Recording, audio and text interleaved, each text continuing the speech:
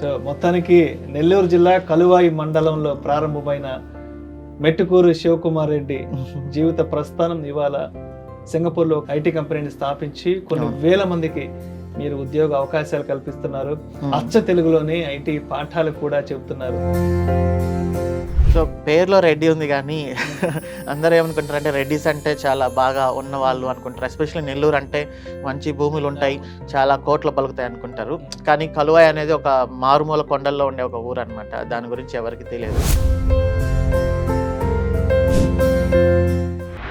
మా నాన్న అమ్మ ఇద్దరు సన్నకారు రైతులే. ఇంకా ఉండే 3 ఎకరాల పొలం ఉంది, కానీ ఆ 3 ఎకరాల్లో ఇన్వెస్ట్ చేసుకునేంత డబ్బులు లేక ఎప్పుడు కూడా 15 సంవత్సరాల క్రితం శివకుమార్ రెడ్డికి అండ్ ఇప్పుడు శివకుమార్ రెడ్డికి ఏంటి డిఫరెన్స్ ఏంటంటే ఆలోచనలో కానీ లేదంటే లైఫ్ గ్రోత్లో కానీ? మనం ఎక్కడి నుంచి వచ్చామనేది ఎప్పుడు మర్చిపోకూడదు.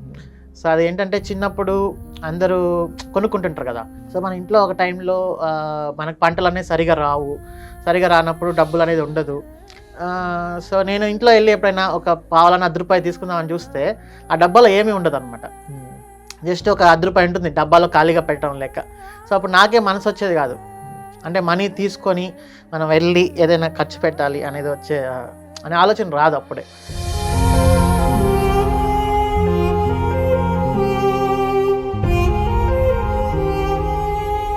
అండ్ రీసెంట్గా ఏదో అన్ఎక్స్పెక్టెడ్గా ఏదో జాతకం చూపించినప్పుడు ఆయన చెప్పారు ఇట్లా, అయ్యా మీ నాన్న నీ చేతిలో కొంచెం డబ్బులు వచ్చేసరికి అది చూడడానికి మీ నాన్న నీ కళ్ళ ముందు ఉండడు అని చెప్పాడు. సో అది ఒక పెద్ద రిగ్రెట్. 2019లో మా నాన్న చనిపోయాడు.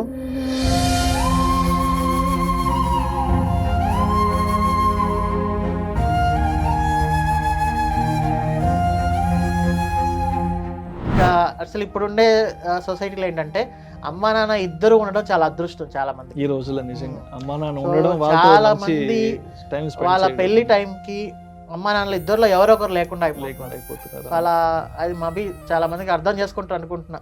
అంటే పేరెంట్స్తో కొంచెం టైం స్పెండ్ చేయండి, కానీ పేరెంట్స్ కొన్ని రోజుల్లో ఎవరో ఒకరు గ్యాప్ ని ఎవరు ఫిల్ఫిల్ చేయలేరు. తర్వాత అనిపిస్తుంది ఇంకా మనం చేయగలిగింది కూడా ఏం లేదు. ఇంజనీరింగ్కి సంబంధించి అంటే ఇప్పుడున్న విద్యా విధానంలో, ఇప్పుడున్న విద్యా వ్యవస్థలో అంటే మీరు కనుగొన్న కొన్ని లోటుపాట్లు ఏమున్నాయి ఇక్కడ? అప్పట్లో ఇన్ఫర్మేషన్ అనేది అసలు లేదు. ఇప్పుడు ఇన్ఫర్మేషన్ అనేది టూ మచ్ అయిపోయింది. టూ మచ్ ఇన్ఫర్మేషన్ వల్ల కూడా చాలా మంది మిస్గైడ్ అయిపోతుంది. అంటే ఒక 10 మందిని మనం అడిగితే అప్పట్లో ఒక్కరు కూడా మనకు చెప్పేవాళ్ళు లేరు. ఇప్పుడు ప్రతి ఒక్కరు చెప్పేవాళ్ళు లేరు. ఏంటి అసలు అంటే ఐటీ ఉద్యోగాలు, సాఫ్ట్వేర్ ఉద్యోగాలు అంటే కేవలం కంప్లీట్ ఇంగ్లీష్లోనే ఉంటాయి కాబట్టి, సో దీన్ని తెలుగులోకి తీసుకురావాలన్న ఆలోచన ఎలా స్టార్ట్ అయింది అసలు? మనం ఇద్దరం అయితే ఎలా అయితే కమ్యూనికేట్ అవుతున్నామో సిస్టమ్స్ కూడా అలానే కమ్యూనికేట్ అవుతాయి. సో ఇలా చెప్పడం నేను స్టార్ట్ చేశాను అనమాట. టెక్నాలజీని ఎప్పుడు కూడా కాంప్లెక్స్గా చెప్పకుండా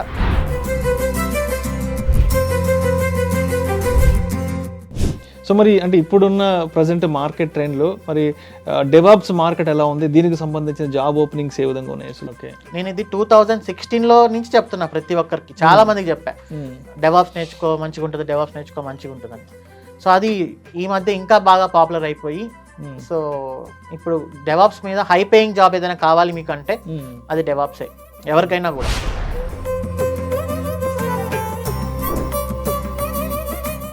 ఇంటర్మీడియట్ నుంచి ఏదో ఒకటి చేయాలని అనుకోవడము, మనం అనుకున్న ఎక్స్పెక్టేషన్స్ రీచ్ కాకుండా ఫెయిల్ అవ్వడము, ఇలా జరుగుతూ వస్తుంది.